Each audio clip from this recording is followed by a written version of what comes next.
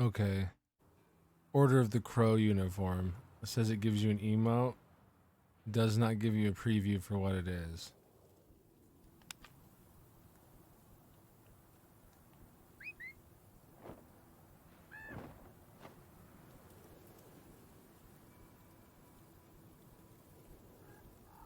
There you go.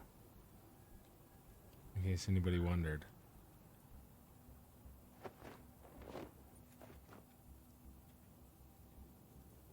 Anyway, wanted to go over a few different things in case people were trying to invest into their summoner character and you weren't sure what you wanted to invest into or what you wanted to get from the auction house or what you wanted to run as a map every day.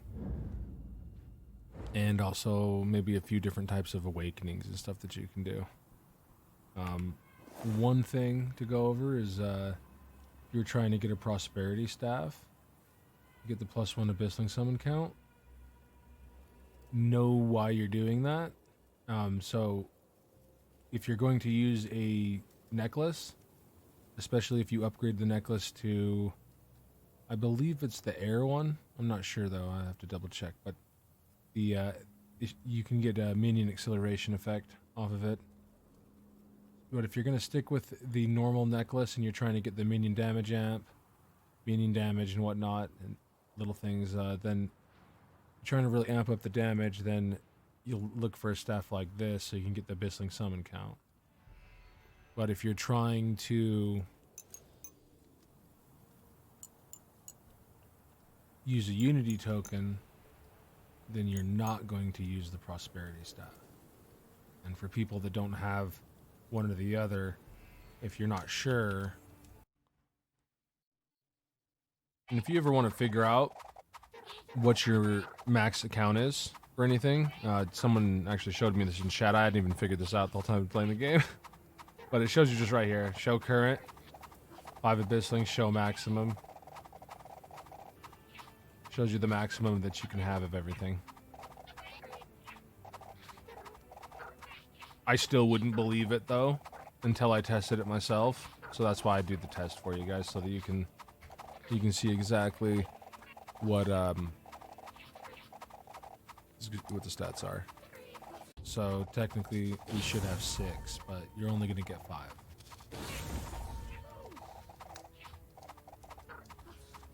So that can help you plan your character.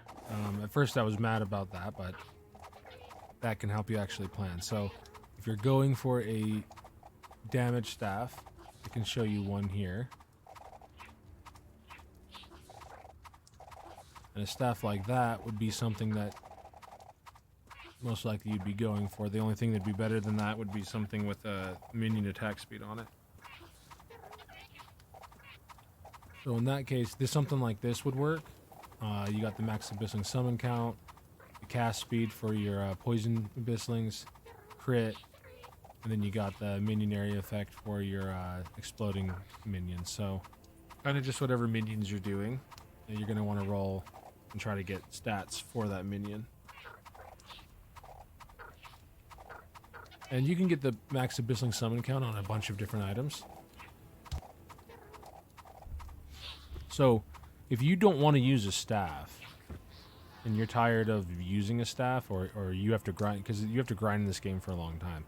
So know that there's other options. Like if you find a dagger, this prosperity, you can get the max abyssling summon count. If you don't want to have a necklace or a ring that's minion, minion damage items don't roll resists. So if you're having a really hard time in the game with resist and your minions are just doing enough damage already, go and try to find a different ring, maybe something with minion damage on it in a couple different areas, and then try to get like a resist or something that you're looking for. You can get HP on a normal ring, you're getting the base armor, you're getting fire resist. You can get 3 different resists on here. You can get one with minion damage and get minion damage again. So you can still have a minion damage ring, just you're not going to have the critical damage, the attack speed, things like that. And it's all based off where you're at in the game and what you're geared for. So if you wanted to go in and you rolled the plus abysslings on this, then also got the HP absorb, and you were doing a whirlwind build with your minions, and you don't really care about having a weapon that increases the damage for your minions as much, you just care about having more abysslings out, so something like this would work for that, and you could just do more damage and heal yourself. So always know that there's other options. For wands, the Vigor wand is your one-hander that you're going to use. You got the minion crit damage.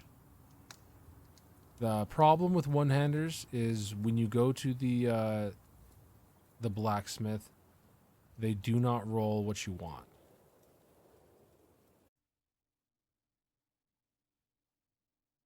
So a good example of why you usually stick with the staff is with the staff, you're going to have the abyssling attack speed, just everything minion. Minion damage can roll on it, damage amplification.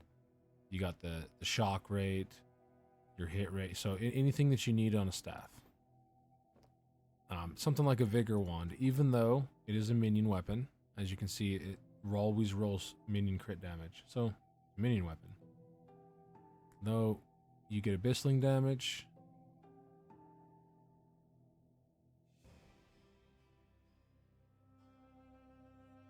As you see, you're not really getting anything else for minions. It's a normal wand that just happens to have a minion stat on it. So once you know that, you know kind of what you're going for. If you're going for a wand, you're getting abyssling damage and maybe one other stat for minions. Other than that, you're going to get the crit damage here. And wands can't use all of the movement skills, so you have an option there. If you're casting, of course, you're going to want to use the wand. It's going to help you with that, so go with that. If you want a unique option, you always have Seftar's Passion. And if you're going a one-hander, you're probably using Arc of Shadows. Mainly because if you're using a one-hander, you're probably casting or you're attacking. So the simultaneous abyssling count, mana and everything, this is all going to help a lot. You're not really relying on your minions to live as much as you're going to be up in the combat. Also, for the Twisted Abysslings,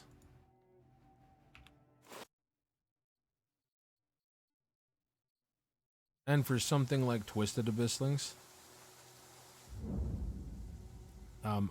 I took them all the way up here, so I've been experimenting with them. I took them to level 30, yellow quality now, and I like what they do. So if you want to use a shield in a one-hander, I recommend it with these the most. The staff's still going to be the strongest, so know that. But how this works is until you've awakened your skills, you're going to play your build different all the time based off of that. So based off which uniques you have, which skills you've awakened, and how you're kind of going to be doing everything, that's going to based off what you're going to gear yourself and how you're going to awaken yourself. So for instance, if you're doing a Twisted Abyssling build and you're doing the Sword and Shield, you don't necessarily need to do the awakening on the Abysslings right away. You can rely on using something like an Arc of Shadow setup and then awaken them a little bit later. And the thing you'd awaken first in that case would be something like your Illusion Axes. So if you awaken Illusion Axes, they're going to have the ability to put more status effects up a lot more often, and they're going to help your Twisted Abysslings. One problem with Twisted Abysslings I have is that they are horrible at putting bleed up. They don't do good at putting bleed up. Also, the ability that I use on them is melee damage amplification for testing, and they can't apply status effects if I use that. So the way to get around that is just using Endless Pain with Illusion Axes. Now, if Illusion Axes was awakened, the bleed would always go up the moment I got into melee. The area effect would help with that, and then convert cold damage would make it so that we would be freezing targets, we'd be bleeding targets. And then if you've seen people that do awaken their axes, most of them will run something like this with impact. And if you see when impact's fully awakened, you're getting the crowd control rate, bind rate on critical hit, stun rate on critical hit. So as long as you're awakening your axes, you're able to jump in and then just start summoning out your twisted abysslings while you're status affecting the target. So that might be a situation you want to do if you're doing that kind of build. I was trying it out without the awakened illusion axes. I don't have a good representation on how I think or how powerful they can really become just yet, but I'll figure that out here soon.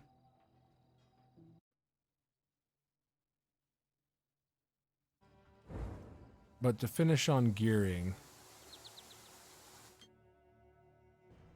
you're going to want to decide on what kind of build you're doing and what kind of uniques you're using. You're going to need to get damage reduction for sure. It's really important. But you also want to make sure that you're getting the right bases and the right authorities, because one of the most expensive things in this game is getting the right authorities and making sure that you're using your essences correctly. So for people that have essences that you're sitting on, so if you have like a boreal essence, you could throw this on some gloves. If you're sitting on like a castor essence, you could throw this on your amulet. So if you had yourself some earth gloves, they're going to roll minion damage here.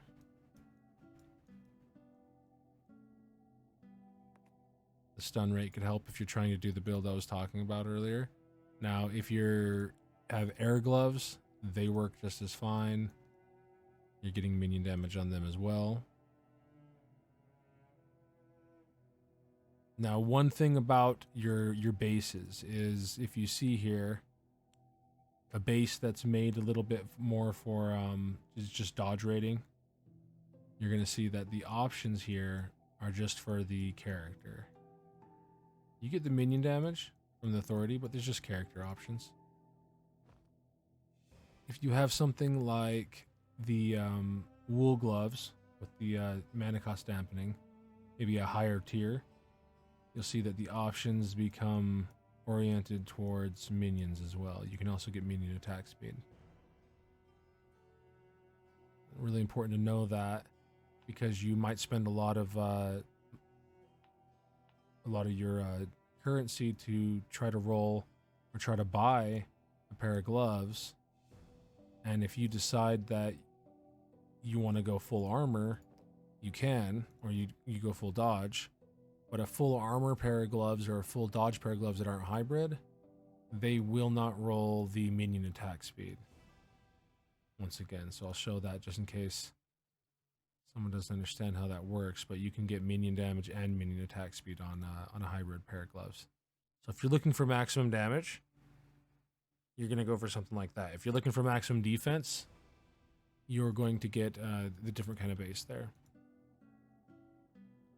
Another type of thing to think about is that when you're getting your bases,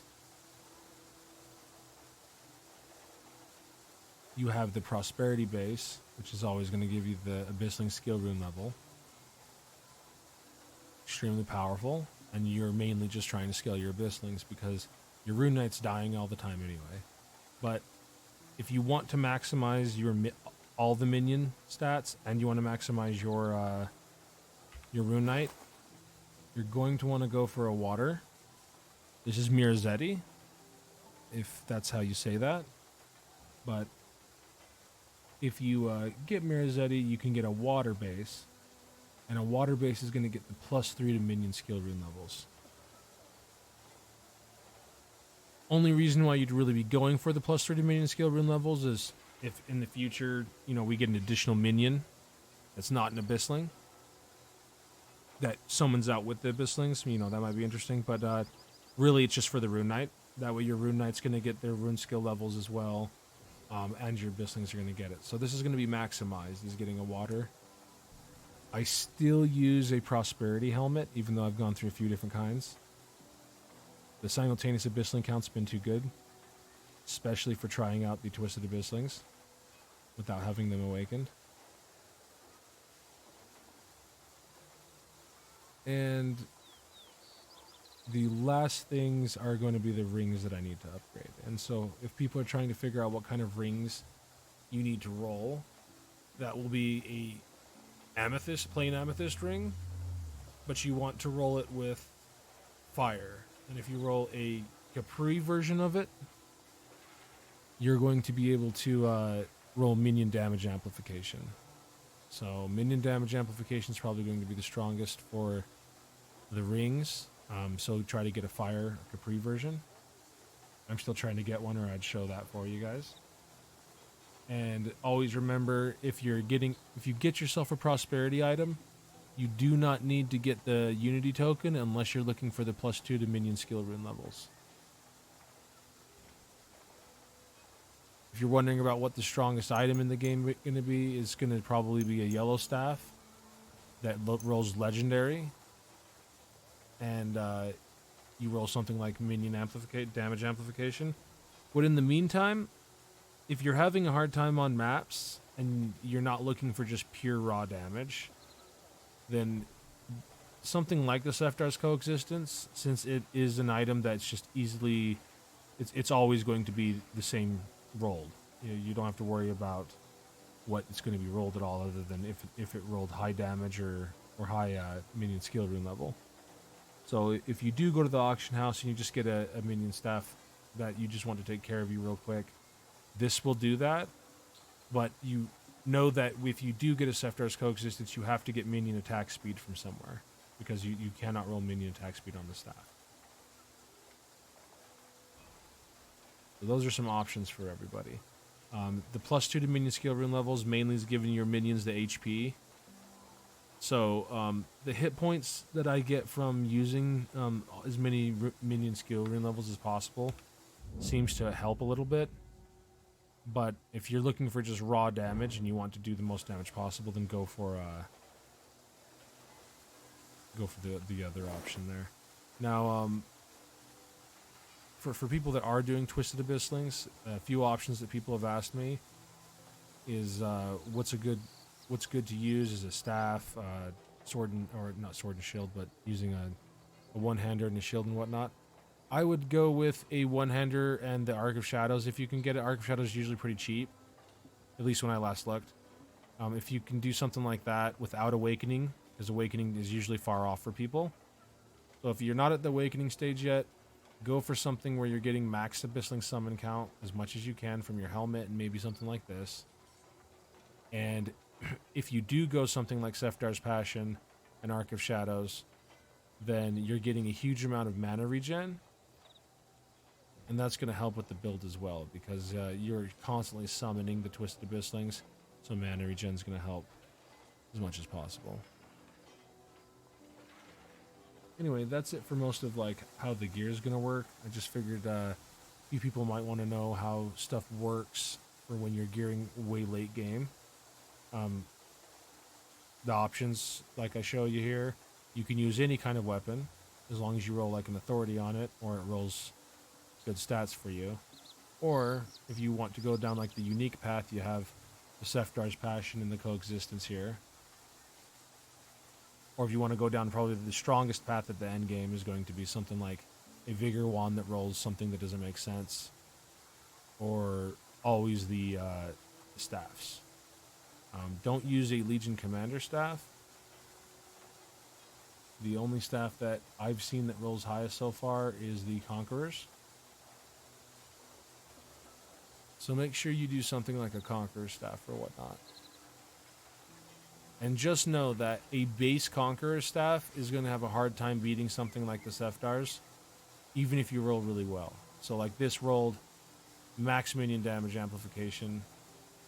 You have minion damage pretty high. You have minion attack speed. You've got the crit rate, not perfect. But these are the kind of stats you're looking for on a staff. attack speed, damage, amplification, crit rate. I tried this out against the Seftars. It doesn't do more damage. Now, if I threw a legendary token on here and this rolled minion damage amp as well, this would do more damage than the uniques do. As it currently is, it doesn't do more damage than my unique does, mainly because of just the crit rate and whatnot. If I rolled the tier 10 crit rate, it would do a little bit more damage. But if you're going for something like this, you're going to do more damage. But like I said, your minions are going to have less HP because you're not going to have the minion skill rune level. So hopefully that helps people understand how you're going to gear your summoner. And also know that there's other options out there. You can get the abyssling chest, you can get the minion skill rune chest. Same with gloves. There's air gloves that roll minion damage. You have earth gloves that roll minion damage.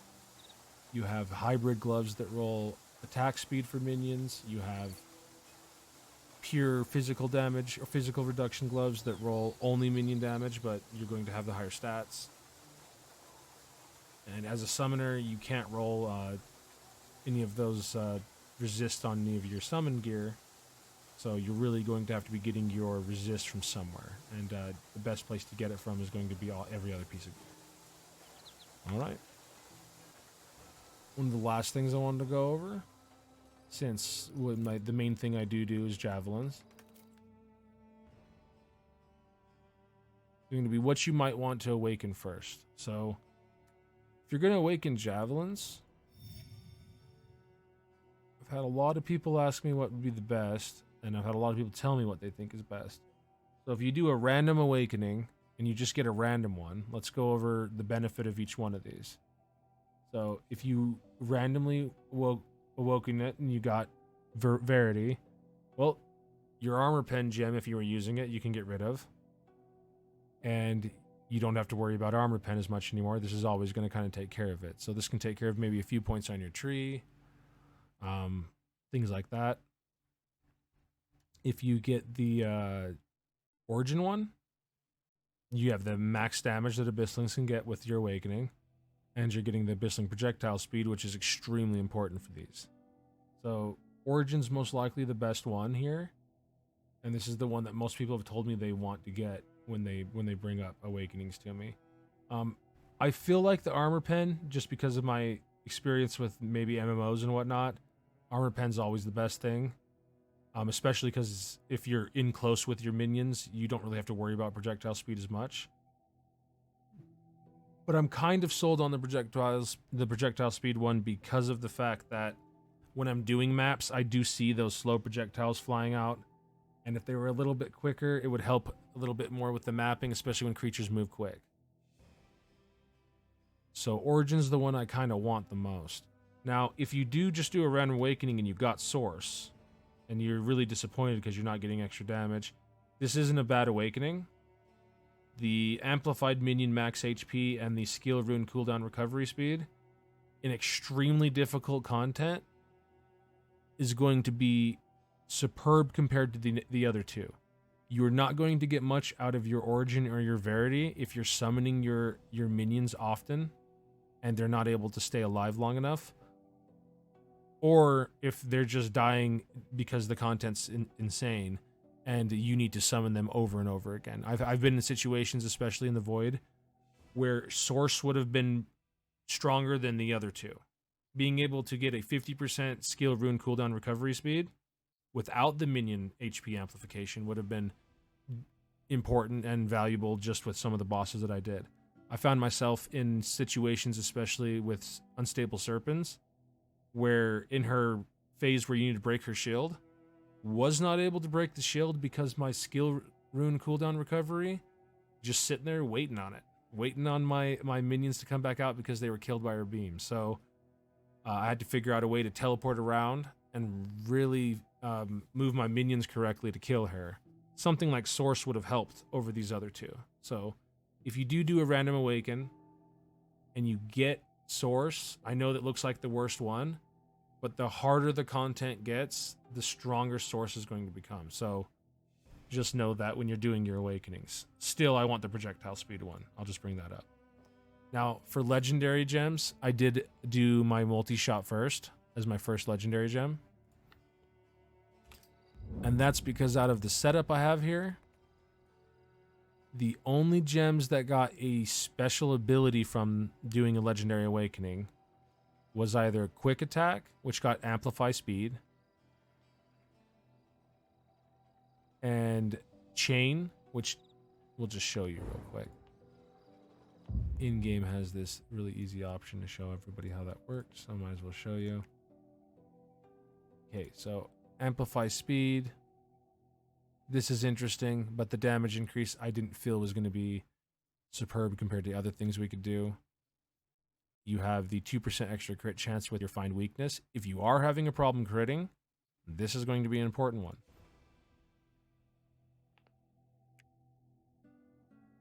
Minion damage.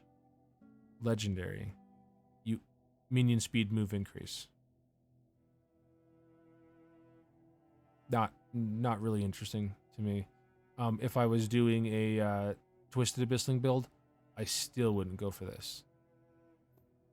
So really disappointing that that's the legendary thing that you get, but I mean that's what that is. So the last awakening and the most important one I think is going to be chain. Chain gives you, and you'll see here, you get increased attack and spell damage, and you get increased chain count. One extra chain count, the attack and spell damage is pretty big. So if you do awaken chain first, you're going to clear maps even easier.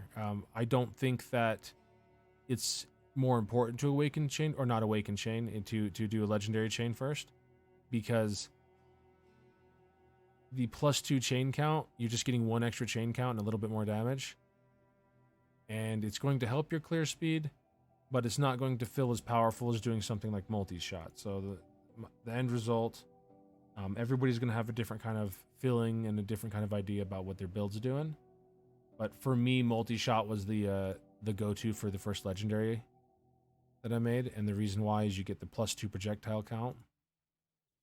Seemed like the biggest increase to me.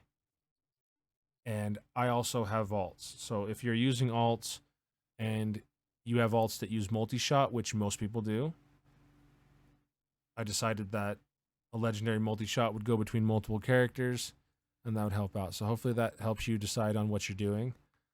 By the time you're doing a legendary skill, or a couple legendary skills, you're going to have an alt, and you're going to kind of know what you're doing with the game by then. So the only thing you're going to really kind of wonder is what's a good legendary skill to do, and how I base it off of is, does the legendary skill give me something extra?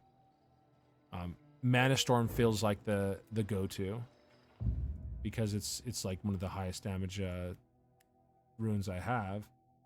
But if I remember right, it didn't feel like the legendary gave us that much. Well, you do get more strike amplification and everything. It is pretty powerful. It's more powerful, but you're not getting a new function. So I went with the multi-shot because I wanted the new function of the extra projectiles.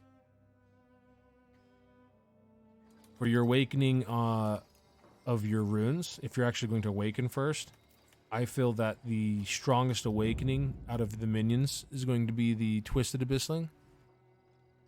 So if you are going a Twisted Abyssling build, make sure that you awaken this first and get the max summon count. That's going to be the strongest.